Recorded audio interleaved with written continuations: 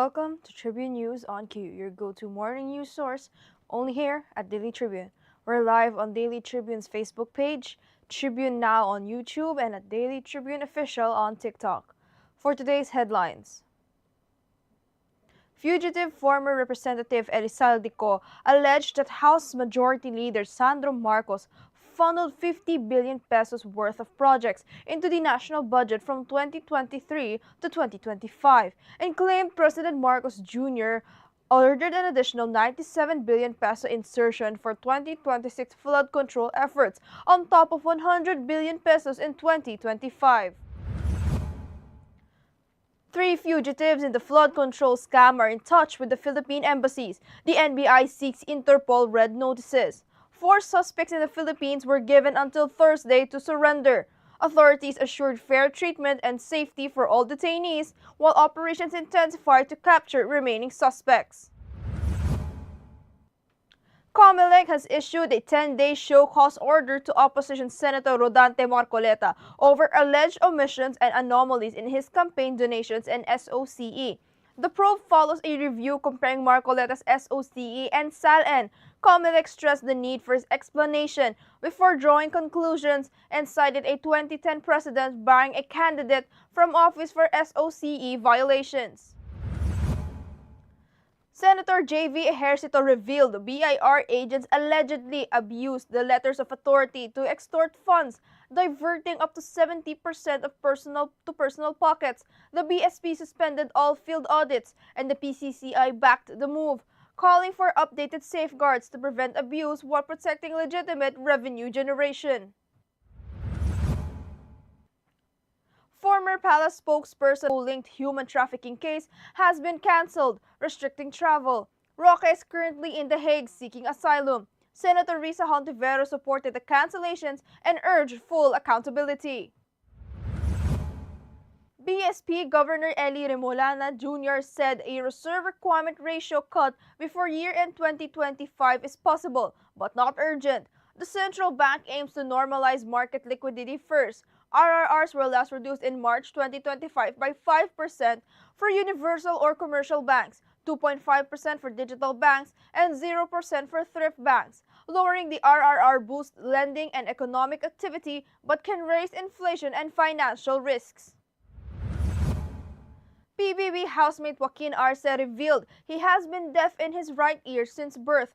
Raised by supportive parents who never treated him as pitiful, he turned his condition into a strength, becoming a better listener and more empathetic. Joaquin's story shows that attitude and support can transform limitations into resilience. 17-year-old Carl Eldrew Yulo won bronze in floor and horizontal bar at the 3rd FIG Junior World Championships despite an ankle injury. Guided by coach Raylen Capellan, Yulo aims for the 2026 FIG World Championships in Rotterdam, while his older brother Carlos serves as his motivation and cheerleader.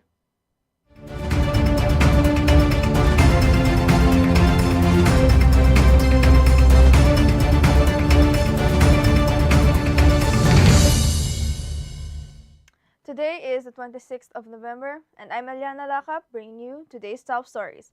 Let's kick things off with today's weather.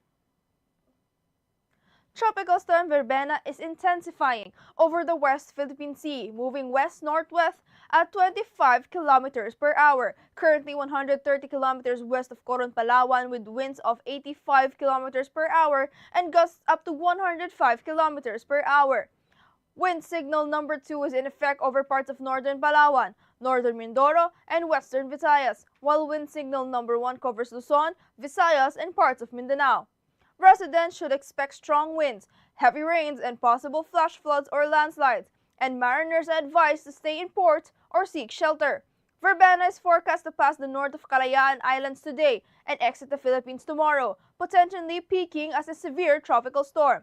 Residents are urged to take precautions, monitor updates, and follow local authorities' instructions. Now for a traffic update. Light traffic at Balintawak Toll Plaza, Bocaue Toll Plaza, San Fernando northbound and southbound lanes. Approaching Mindanao Toll Plaza, motorists may encounter an approximate 8 to 9 vehicle queue before Angeles exit traffic is slowing with an approximate 200-meter vehicle queue. All other areas of NLEX, STX, and NLEX connector, including toll plazas and interchanges, are reporting light traffic conditions. Motorists are advised to remain alert and follow traffic advisories for a safe and smooth trip. Now let's move on to this morning's headlines. Fugitive former Representative Elizalde Co alleged House Majority Leader Sandro Marcos funneled more than 50 billion pesos in budget projects from 2023 to present.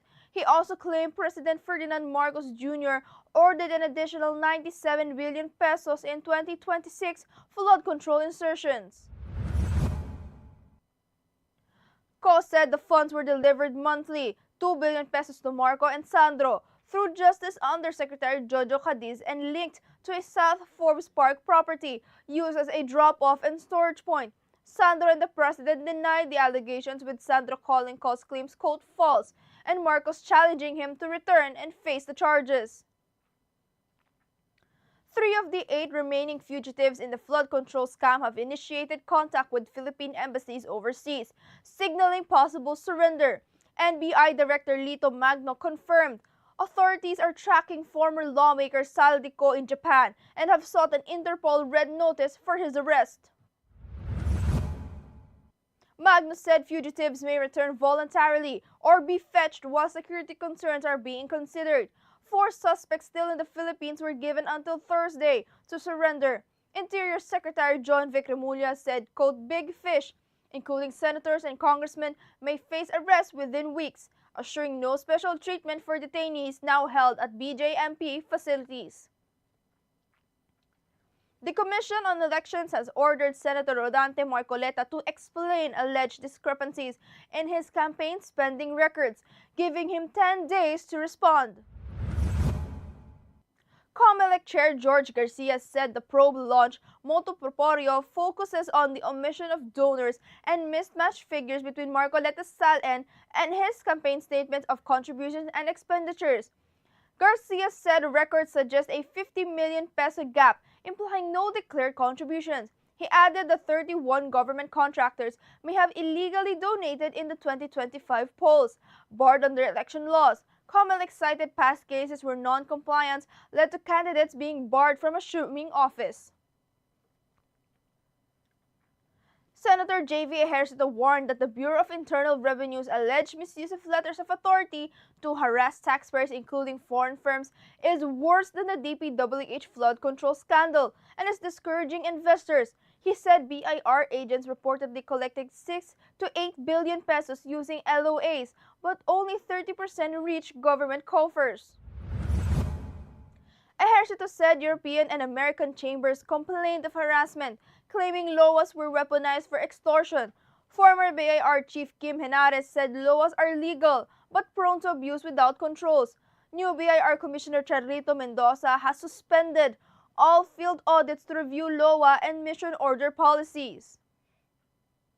The Department of Justice said it has not received any official notice that former Palace spokesperson Harry Roque was arrested abroad, calling the rumors unverified. Roque likewise denied the reports and said he has a flight scheduled to Vienna on November 25. Roque and several others linked to the Lucky South 99 Pogo human trafficking case have had their passports cancelled by a Pasig RTC order. Enforcement is now underway through the Bureau of Immigration, limiting their ability to travel. Senator Risa Hontiveros backed the cancellations and urged justice for all individuals involved in the Pogo-related network. Bangko Sentral ng Pilipinas Governor Eli M. Remolena Jr. said a further cut to bank's reserve requirement ratio remains on the table before the year end, though there is currently no urgency. The BSP earlier cut the RRR in March of 2025, bringing it down to 5.0% for universal or commercial banks, 2.5% for digital banks, and 0% for thrift banks, to boost market liquidity. Remolena said the timing of any new cut depends on how well the liquidity normalizes. He noted that potential benefits such as increased lending and lower interest rates, but also cautioned against risks like inflation, peso weakening, and excessive credit easing. PBB housemate Joaquin Arce opened up to Kuya about being born deaf in his right ear. He said he has never experienced hearing with both ears, but never saw it as a burden. Arce said his parents raised him with love and affirmation, never treating him as quote kawawa, helping him see his condition as uniqueness rather than a disability. He believes it made him a better listener, paying attention to words and people's feelings. His story highlights how mindset and strong support can transform limitations into strengths, reminding others that disability does not define identity, attitude does.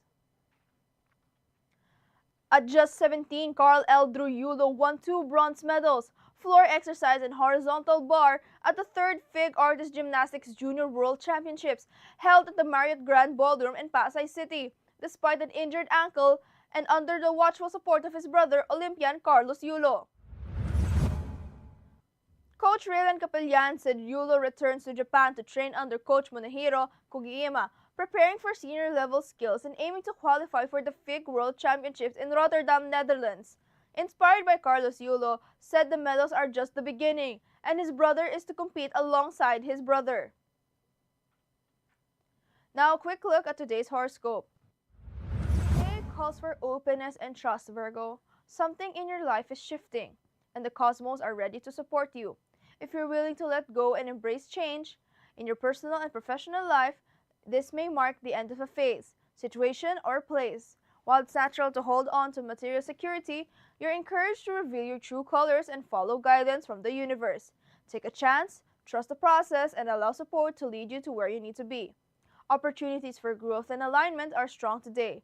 Embracing change will help you move forward with clarity, confidence, and purpose. Now, Katribo, did you know that on this day, November 26 of 1942, the iconic film Casablanca premiered in the New York City at the Hollywood Theater? Starring Humphrey Bogart and Ingrid Bergman, Casablanca was released during World War II to coincide with the Allied invasion of North Africa. Its unforgettable story of love and sacrifice, combined with critical acclaim, earned it the Academy Award for Best Picture and cemented its place as one of the most celebrated films in cinematic history. Now, in various reels and TikToks, a breakthrough has been going viral, leaving many surprised with what researchers Floria Gloria Rausch and her team have discovered. The video circulating online shows a rat hunting a bat, a first for the brown rat species. According to the study, researchers say this highlights the remarkable manipulative abilities and behavioral adaptability of brown rats in urban ecosystems. Their findings suggest increased mortality risks for bat populations at mass hibernacula and raise concerns about potential pathogen exchange between 2 major wildlife reservoirs. That's all for now, mga katribu. Join us again at 1 o'clock p.m. for more updates. This has been Eliana Lacap for Tribune News on Q.